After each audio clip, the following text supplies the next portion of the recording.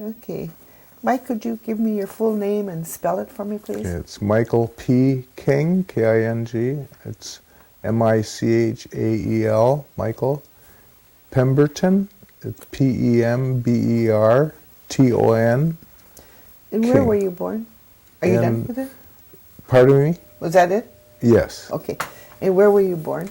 We lived in Oneida when I was born, but I was born in Green Bay. In Green Bay? Okay. And what year were you born, the date of your birth? 1940, September 24th. Okay. And could you give me your parents' names? My mother was Pauline King, and my father was Francis King. And what was your mother's maiden name? Dockstader. Dockstader? Yes. Okay. And how many sisters and brothers do you have? I had, I think, 5 brothers and 2 sisters. Could you give us their names? Yes. The oldest one was David Sonny King and Peter Buzzy King. I think then there was a Patrick King and a Juanita. Her name is Colich now. She's married, or she was married. Her husband passed away. And then my brother Ronald, he passed away about 18 years ago. And I have a younger brother named Jim and a sister named Charlene Faye King. Okay. And could you tell us a little bit about your grandparents? Do you remember anything about them? Very little. My grandfather, Chauncey Dockstader, lived with us for a while when we were very young. That's on your mother's side? Yes. Okay. I don't remember my grandma on that side at all. Did you know her name at all? I think it was Sarah. I'm pretty sure that's what it was. Maiden name? Do you remember that? No. And what about on your father's side? I remember my grandma maybe more or less from pictures that I've seen. I remember going to her house when I was real little, but she passed away probably 1943 or 44 maybe, somewhere in that area, because I don't remember like when I was 6 years old, I don't remember her at all. Do you remember her name? I think it was also Sarah. Oh, Sarah stuck with you today, huh? Yeah. Yeah. What about your grandfather on your father's side? Did you know him at all? No. No? No, not at all. Oh, okay. Did they have any brothers and sisters that you knew? Either one of your parents? Oh, my father, I think, he had one sister and 2 brothers. Do you remember their names? Bill King, Grafton King, and a Pauline King. There might be, I don't think there's any more than that. I can't remember right now, but. How about your mother's side? Did she have any sisters and brothers? Oh, yes. She had, there was, let's see, who would be Pemberton Dockstader, I'm sorry, Rimpton Dockstader, Peter Dockstader, and I think that was the boys. And then the girls were Priscilla Dockstader,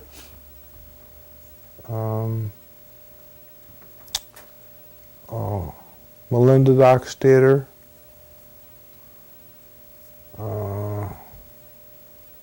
Blanche Dockstader, she was the youngest.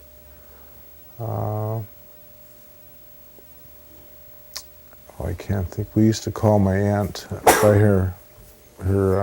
Marina? Oh yeah, Aunt Marina. That was another one. I can't remember her real name. We always called her by a different name. What did you call her by? We called her Yina, but that was,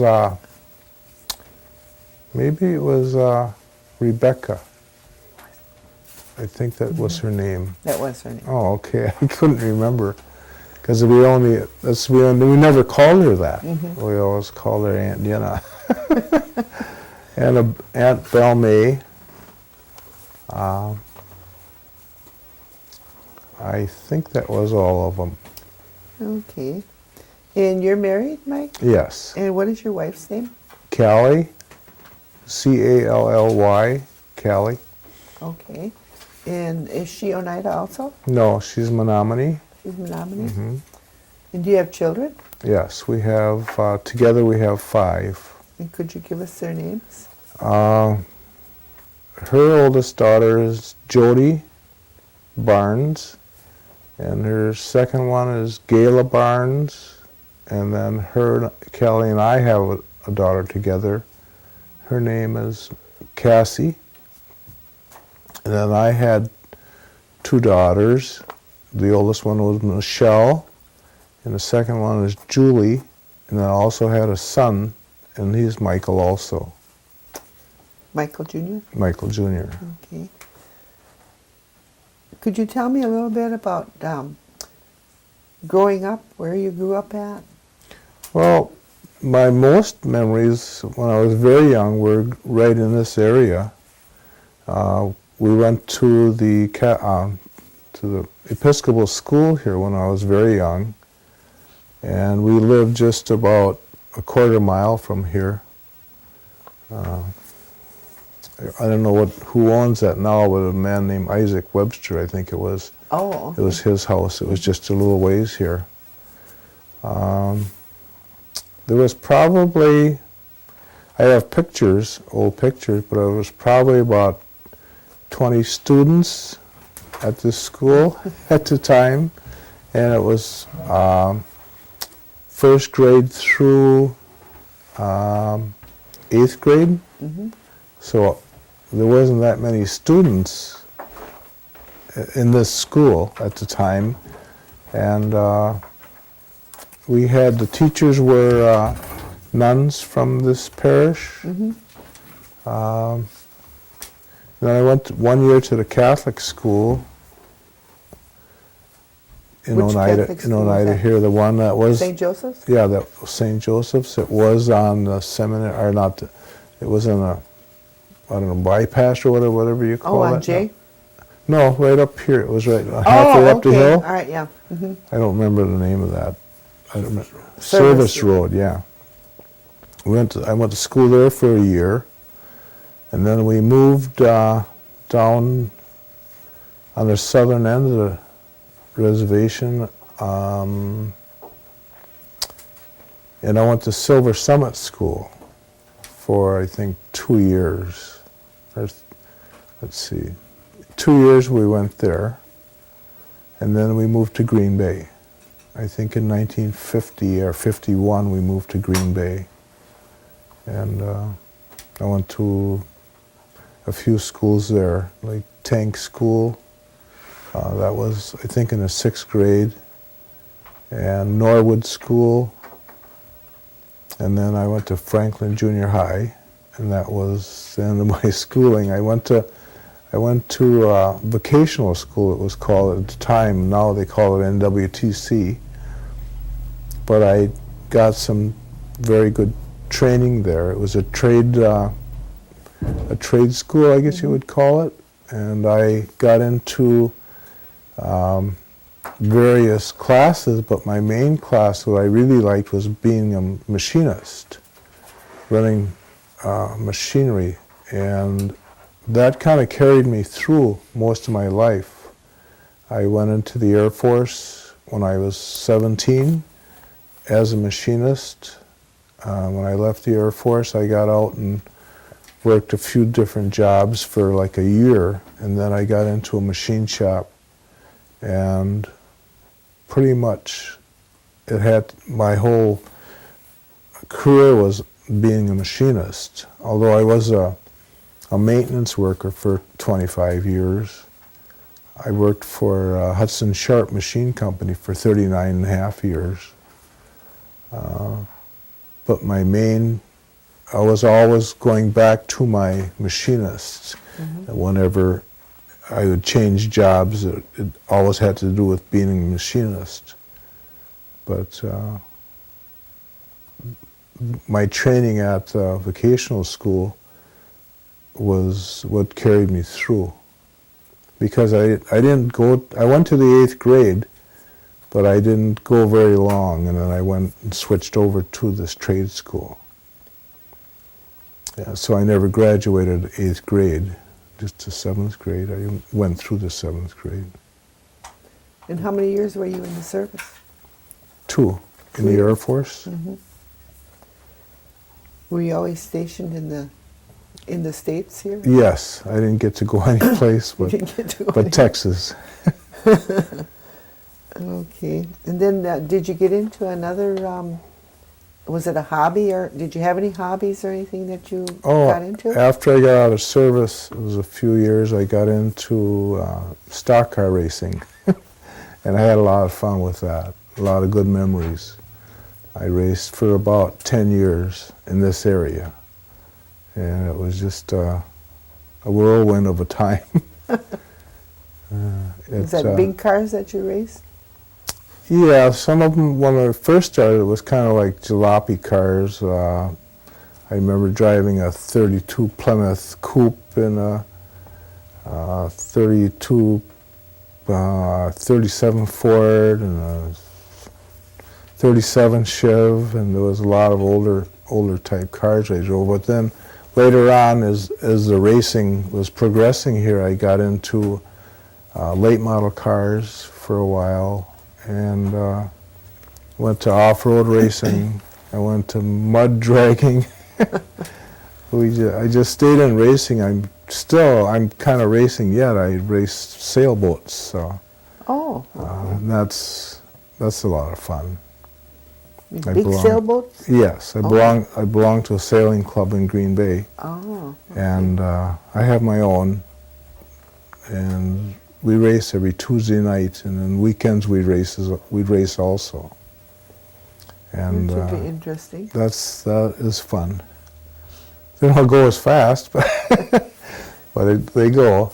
Do you have any other hobbies that you do? Oh, I do photography as a hobby.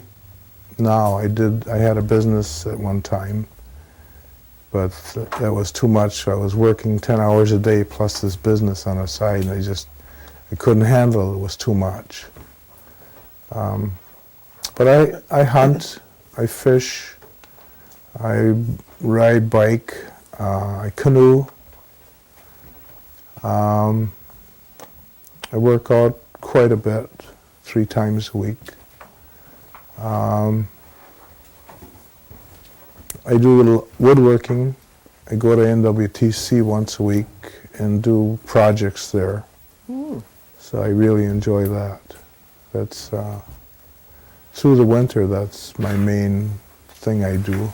Man with many talents. Yeah. It's enjoyable. Congratulated for that. Thank you. Let's go back to your grandfather. You said that he lived with you for a while? Yes. That was on your father's side? No, on my mother's on your side. Mother's side. Yes. Okay. His name was Chauncey. And him and my mother always spoke Oneida when they didn't want us to think, know what they were talking about. I don't know. I guess people do that. Yes. And but I think when I was very young, before 6 years old, I could understand quite a bit Oneida at the time and speak, because they spoke it in the house all the time. But after that, I kept losing it as years went by, because I didn't hear it and I didn't use the language. Just a few words that I knew, but I lost a lot of that language that I did know because I didn't hear it, and I wasn't around anyone that used it, and my mother didn't want us to use it because of the way that her age, they punished her for using it at her school that they went to. Where did she go to school at? She went to school, I think at Toma, but from what I understand, the Native American people, when they were at the school, they were punished for using their language, and it was their way of life in their language. And so my mother was kind of, she didn't want us to learn it because of that. So she never really taught us or even spoke to us in Oneida, in the Oneida language. So. Do you remember anything about your father's education? No. Did he go to school? You don't know if he went He to passed school? away when I was, I think, 3. Oh, 3 or okay. 4. I was 4 years old when he passed away. Okay. So I don't remember him hardly at all, just vague memories. And I think most of them are from pictures that I've seen. Pictures are wonderful. They are. Do you remember any kind of special traditional foods that your family ate? Oh, we had whole corn soup. My mother used to make that herself. She used to dry the corn. I remember spreading it out on a bed sheet, put it in the sun and drying it that way. Then hanging it up, and I think she used a pillowcase, and she hung it up someplace to dry more. And well, we had that, and that was not too often, but it was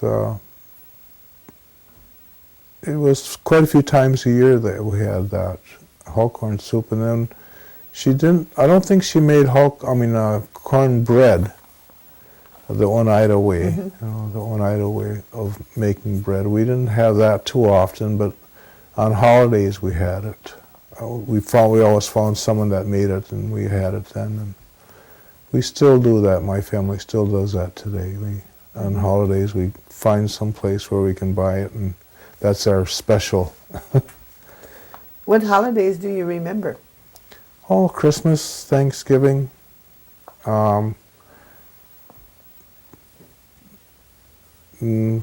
Easter, but no, that's about 4th of July. And that's about all I can think of. Did you ever do anything on New Year's Day? Oh, yeah, New Year's Day. We used to go hoyaning, it was called.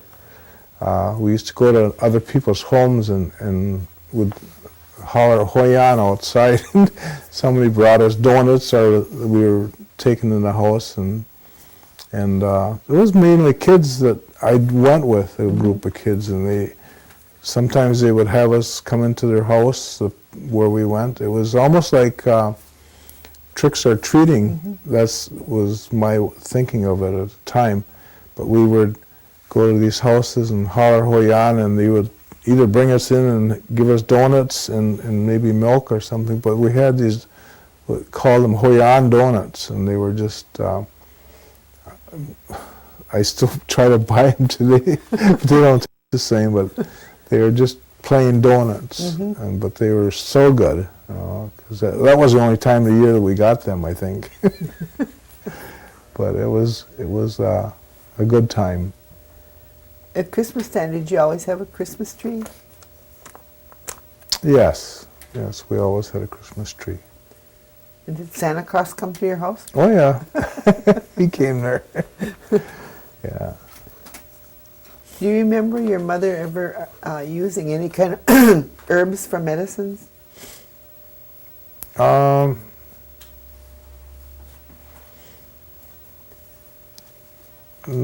but I don't remember her using any kind of medicines. No, I don't. No? No. But I remember a funny thing that, like if you got cut or something or hurt, that she would take bread and soak it in milk Oh. and put Put it that on on there and kind of wrap something around it, and that, whatever it was, it healed. Mm-hmm. Heal the cut or whatever. That was one of the things that we always did. I think there was a Dr. Hill around at the time when I was very young, Mm-hmm. and it was a woman, and she was very good, and she used herbs and other medicines. I think she knew a lot of the old ways Mm-hmm. as far as medicine went, but she would come to your house. I don't think I ever went to like a doctor's office to see her when I was very young. She came to our house. Oh, And I'm not sure what her first name was, but I know her name was Dr. Hill. mm-hmm. And, but she was very friendly, I remember. She was a nice lady. Okay. And then, did your mother or your grandfather maybe, did he ever tell you any stories when he was living with you? Yes, he did when I was young, because I told my mother that one day. I said, I remember some of these stories that our grandfather was telling us, but I can't remember them. It was really, that's sad. But you knew he told you stories. Yeah, I know he told us stories at night. It was really nice to listen to him tell these stories. And half it was in Oneida and half it was in English, but we understood it at the time. We didn't have when we lived here in Oneida, we didn't have no outside bathroom or an inside bathroom, and we didn't have running water. So we had to go to a pump that was out in front of the house to get our water from. I remember a lot of times in the winter that pump would freeze up, so my mother would have to go and get snow. And she had a kettle that she put it on the stove, on a wood stove, and keep putting it in, keep bringing a lot of snow in and melting it to get our water in the winter time. I never thought of it too much, but she must have had a very hard life. Because she had 3 of us kids at the time, and my father had passed away, so she had a hard life. And she always worked. She worked up till she was probably close to 70. What did she do when she worked? She was a cleaning woman. She cleaned various barbershops and a theater downtown in Green Bay. But that was her main job, was cleaning businesses. And but she had a hard time. Is that how you were supported then, was from her work? Yes, and I think my father's Social Security, I think okay. she got money that way. But it wasn't enough we never had a car. And in fact, when she was older, we still never had a car. I don't think we had a car until I bought one. And but we got along without it. Other people would take us to the store when we lived out here. I remember walking to the store. It was called Spike's store up in Oneida. I remember walking there a lot of times and buying just a few groceries that we could carry home. And once in a while she would go maybe to Green Bay with someone with a car and get more groceries. But it was mainly from the general store up here in Oneida. And I remember getting milk at a farm just past the river. His name was Rob Elmer, and I remember going there and buying our milk right from the cows.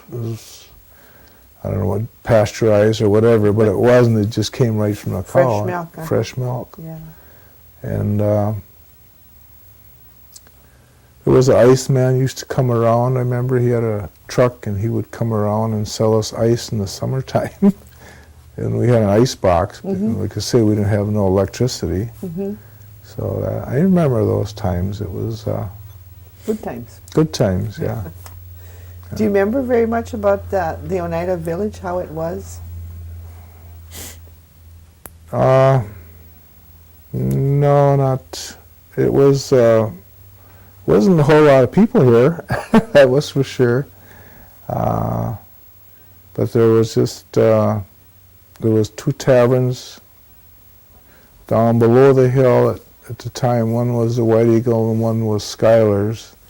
And they had one on top of the hill where there was a general store, a post office. Two stores. There was a Morgan store and the Spikes. And there was a gas station up there. Oh, there was two taverns up there also. And there was a St. Joseph's School up there. And there was a fellow, I think, he cut hair out of that school. I remember going and getting my hair cut in the basement of that school, I think it was. Mm-hmm. I think that's all there was here at the time. Mm-hmm. We didn't have no programs of any kind, no sports programs. Oh, we did. We had, I remember playing lacrosse when I was very young. And that was a hurting memory. Where did you play lacrosse? Right behind the church here. Oh, okay.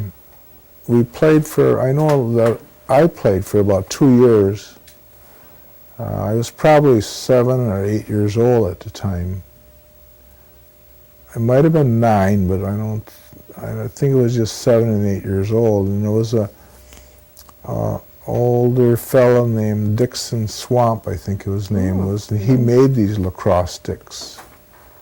And it wasn't really Oneida style, which I found out not until maybe 10 years ago, that this wasn't the true Oneida style. So I don't know if he was Oneida or not. Mm-hmm. But he made these lacrosse sticks, which we played with. And I later had some lacrosse sticks made by a Menominee man, and he made the same style of lacrosse sticks.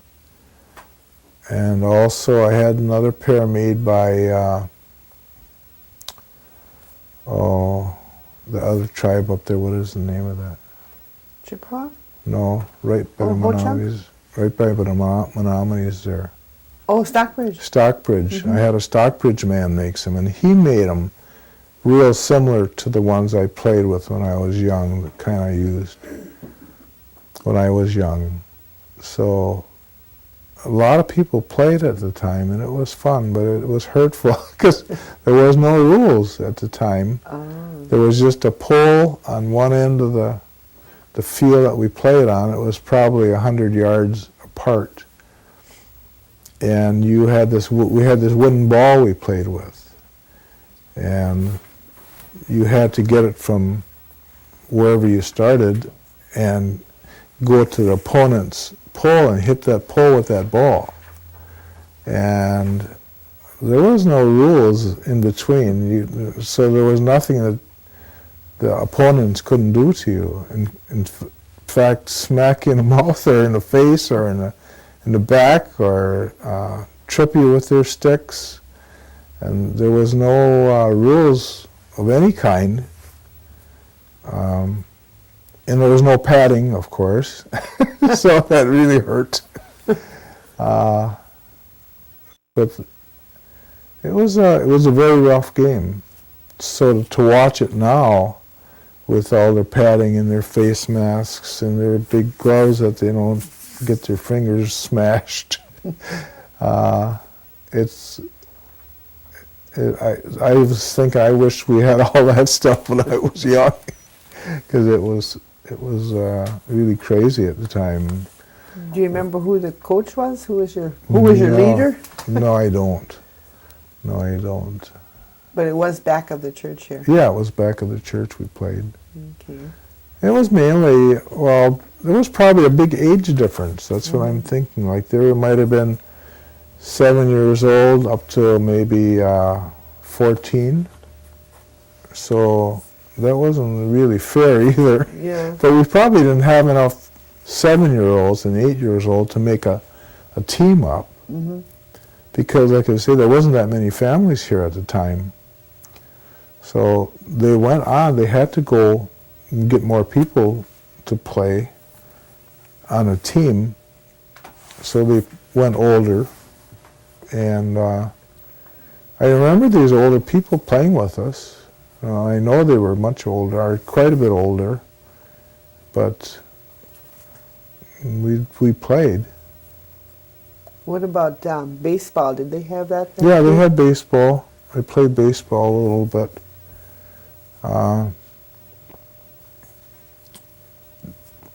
Pretty much the baseball teams were I think the age difference was quite a bit too there because of the lack of people around this area. But it was quite enjoyable. Those memories were, although it was hurtful, I mean, we got a lot of nicks and bumps and bruises. It was a good time at the time. Thinking now, I can say it was a lot of fun, but at the time, I don't know. Yeah. I did it though. I was like, and everybody else that I knew played, so everybody must have went through the same thing. And what is your church affiliation? Right now I go to Assembly of God Church in Oneida here. We've been there for about 3 years. And we don't have many people there, but it's a nice church. It's very friendly.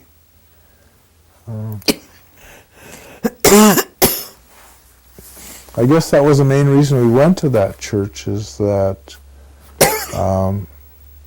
we knew people who went there, and they invited us to come there, and we thought, well, we'll try it and see how it is. And because at the time we didn't go to church for a while, maybe 3 years, and we were searching for a different church. And we went to different churches around the area, and the one in Oneida here, Assembly of God, seemed to be the most friendly. And then plus we knew the people that were there, some of the people, and it was nice. It's a good feeling to go to church there. What church were you brought up in when you were younger? Episcopal. This one here? This one here, yes. I remember being an altar boy when I was probably 6 or 7. Oh. We went to school every day and we went to church every day. And I remember the nuns being our teachers. There was a Father Christian that I can remember when I was young, and he was here at the time. And we probably came here to church, well, when we were living so close, we were always here. And we went to church every day, as all the students did. But when we moved down to the southern end of the reservation, we'd come here once in a while, but not very often. Where did you move to on the southern end of the reservation? On Fish Creek Road. Oh. Okay. Just off when you went on E and turned, there was an old hospital there. And we lived in that area for a while, but that was the last place we lived. And our school was right across the street, which was called Silver Summit School. Oh, okay. So I went there for 2 years before we moved to Green Bay. But we lived in that old hospital, and then we lived maybe a half a mile toward Oneida. But it was down on the other end, as they say. Yes. I wanted you to say that. Yeah. Do you know what clan that you're from? I talked with my Aunt Melinda before, quite a few years ago, and she thought we were from the Turtle clan. So that's what I believed we were. And my mother, she would never talk about anything like that, or never did talk about anything like that. And it wasn't until probably in the late 80s that more people, it seemed, in my age, that were finding out more about themselves and about our heritage and stuff. And some took the language in my age generation, and I tried, and it was so hard because I had a hard enough time with English, and then to go to see this Oneida the way it was written, I got so confused with it that I gave up on it, because it seemed to me it was so hard to remember the alphabet and how it was pronounced, and it looked like what I knew in English to how the sounds were, and it wasn't, I just couldn't get it. I probably could have learned the language again, but you would have to speak it every day, all the time, or hear it all the time. And otherwise, to learn it from a book, I don't think I could. I doubt that very much. But you think it might have come back to you if you just were talking it with somebody? Sure, I think so. Every once in a while, I hear somebody speak Oneida, and it's like, it's kind of like, oh, I know what they're talking about a little bit, but It's familiar. it's familiar, but We often hear the word sovereignty. What does that word mean to you? no, I don't know.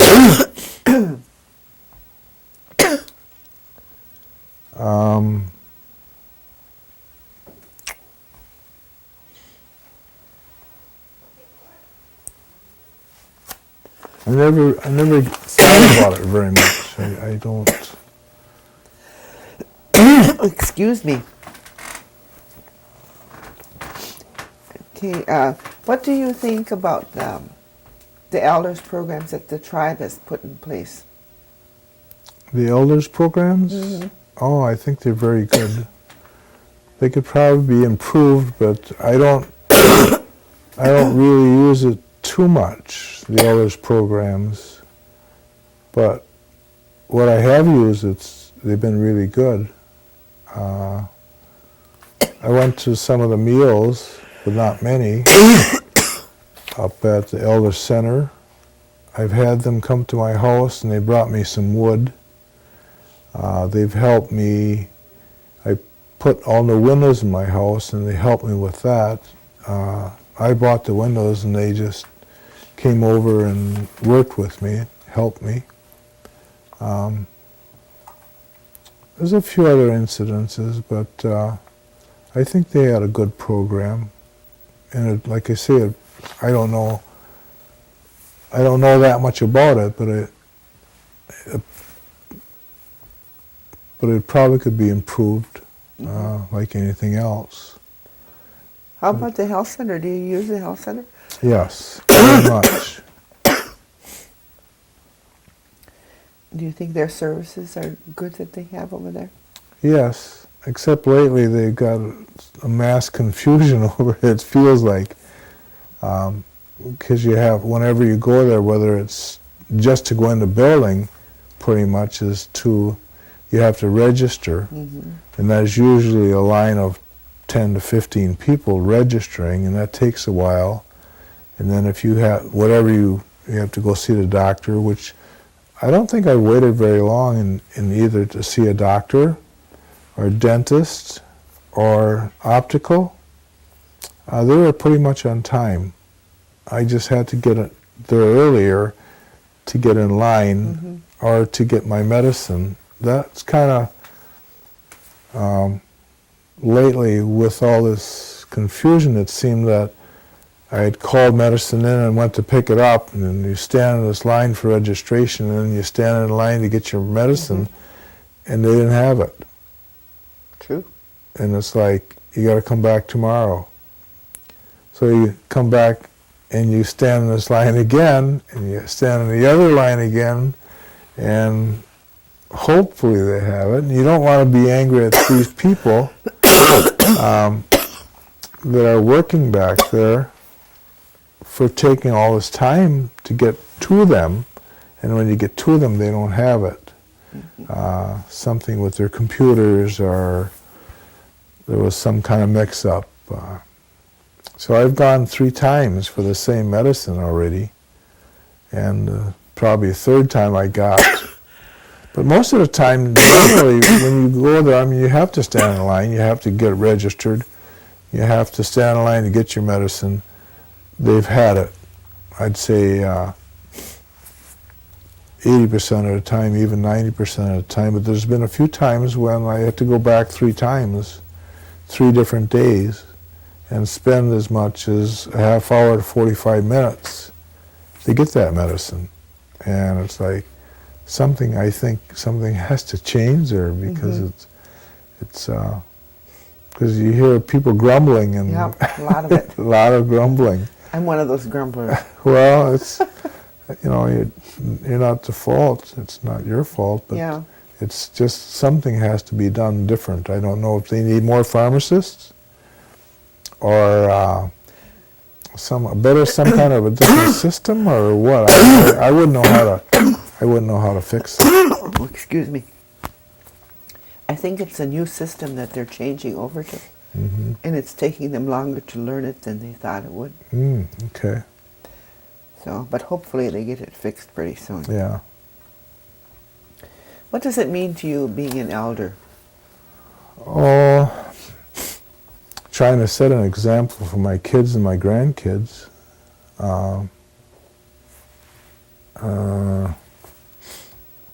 I guess having respect from the younger generation, which it feels good.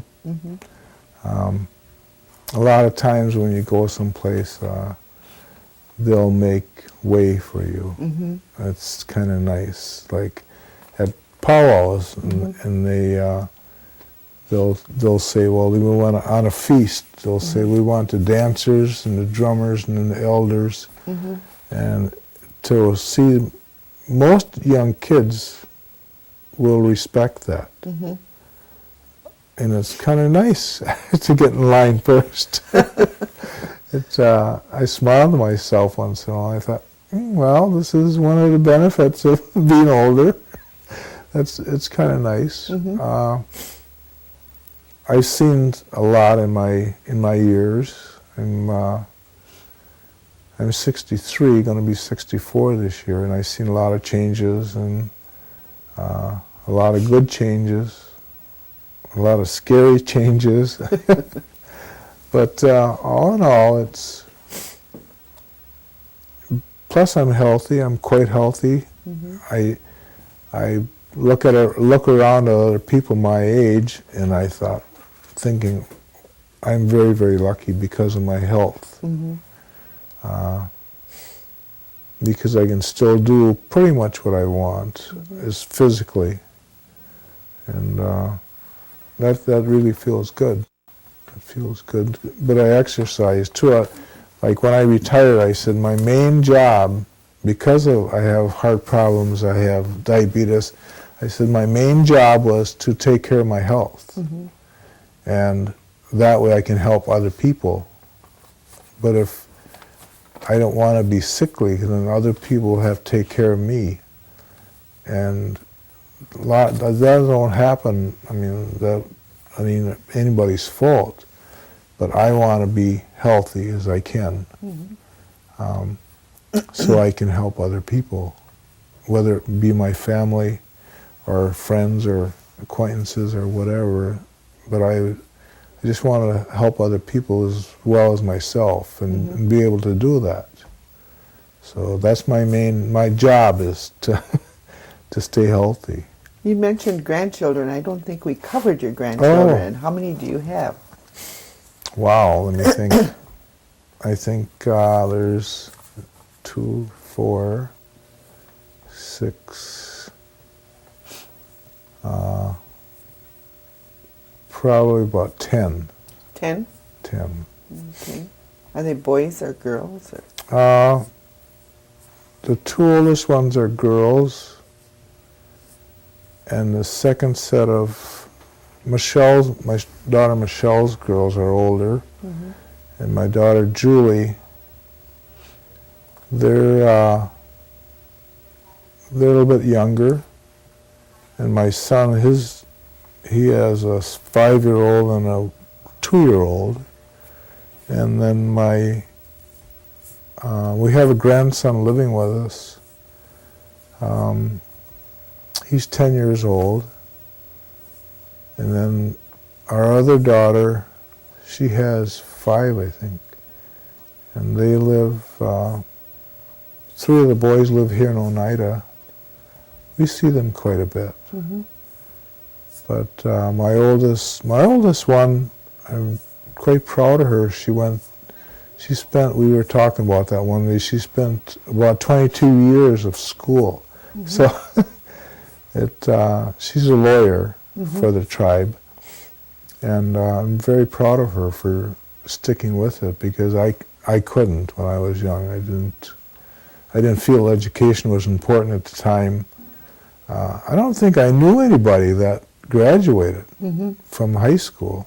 It was like, I was thinking about that on the way here, in fact. The people that I went to school with, the big thing was graduating from grade school, from 8th grade. So I really didn't know anybody that went to high school. They might have, people that I went to school with in my age, they might have went to high school, even college, I don't know. A lot of them, we went our different ways. But nobody close that I knew went to high school. So had I had known, I think, how important education was, or is becoming also, I think I might have tried harder or did something different, or try to be trying to find a different school or something. I don't know. But at the time, it wasn't important to me. Do you have any great-grandchildren? No, but I'm going to have one, I think, in May. In May? In May, Oh, yeah. well, A congratulations. little girl. It's going to be a little girl? Yeah. Oh. Yeah, we found that out Isn't that already. remarkable how they know what they're going to be having? Yes. Just unbelievable. What would you tell the young people of today that should be important in their lives? Education. Education. Education and respect. Respect for everybody around you. I'll say however you act to other people, that's going to come back to you. It's going to go around. Whatever goes around comes around. So if you respect other people will respect you. This education, I don't think you can get enough of it. Agree. And that's pretty much what I'd tell them. And try your best. Is there anything else you'd like to add? Something that I might have missed? I just remember that too. I remember one time when we were living here, just close here, that it was on New Year's Day or the day after New Year's. We had an ice storm, and my mother wanted to go to the store up on top of the hill here in Oneida. And we lived up on a little bit of hill. So we took a sled, and I remember sliding down our hill, and we slid past the bridge. Oh my God. Because it was ice, But then we started going up the other hill, going to the store, and I remember us on our hands and knees crawling up that hill, and every once in a while would slide and would go way past, would go way down the hill, so we'd have to start all over again and get, almost up to the top, and then you slide sometimes halfway down. But my mother and I had so much fun that day. We laughed and laughed. And when we finally got our groceries and we went all the way to our driveway, we slid back on our sled that we had taken. We went all the way to our driveway. And that was a long way that we slid, because it was all ice. Everything was ice. It was thick ice, from maybe half-inch or so on the road. So it was quite slippery. I remember there was a few other ice storms. There was another time this old Dowett Ninham, he was kind of everybody knew who he was, and he had a Model A. It was a Model A coupe, I think it was, or a sedan, I can't remember, but he had chains on his car, and he was the only car that we seen, because we were skating. We had ice skated from Oneida here. No, we went the other way. We used to live down by Gersol's Tavern. That's where we lived over there. It was close to Gersol's Tavern, but we ice skated to Oneida on the road. And we didn't see no cars. So we started back later on that day. We started ice skating home. And I remember Dowett come with his Model A with his chains on. That was the only car. And he was pulling a bunch of us kids who were hanging on his car. And I was on a side by his door. And I was hanging on that way, but I slipped and he ran over my foot. But I remember that, like some of the storms that we had. Did you get your foot broke? No. No? It was, I limped for a couple of weeks, but it didn't break. Oh, you're lucky. Yeah, I was very lucky. And he didn't do anything to do this. It was my own fault for, hanging on a side of the car and then slipping like that. It wasn't, nobody ever blamed him for that. I wouldn't either. But it was fun, and hanging, because we used to do that. We used to hang on cars as long as we could. I remember my cousin Sal Smith. It was Marina Smith's son, coming to get us when we lived over by Gersol's with a horse and sleigh. It wasn't kind of a little sleigh like you'd see in these pictures of the Amish people or whatever. This was open, like a buckboard. It was an open hay wagon, I think, with runners on it.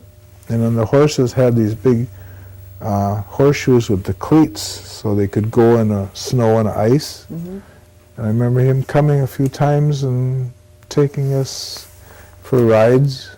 A whole bunch of kids. There was maybe 20 kids in that little wagon. Well, that was some of my good memories. And we used to slide on the roads, on Fish Creek Road, right off of J, or right off of E. There was a big hill right there, and we used to slide there all the time. And then Seminary Road, that was a big hill for us. And we used to slide all the way down that, and then from the other way also, from E down to the river, and then we'd go up the other way. You didn't do that a whole lot, because that was a long walk up there. And slide down and walk up, but that's, I always thought, I wish I could figure out a way how to get back up that hill without having to walk. But happy memories. Happy memories, yes. Well, I want to thank you for coming for this interview today. Oh, I hope you enjoyed it as much as I did. Yes, I enjoyed it. I just, some of these memories are come back, and it was good. It was good. Okay, well, thank you. Yeah, thank you. He'll unhook you. Okay.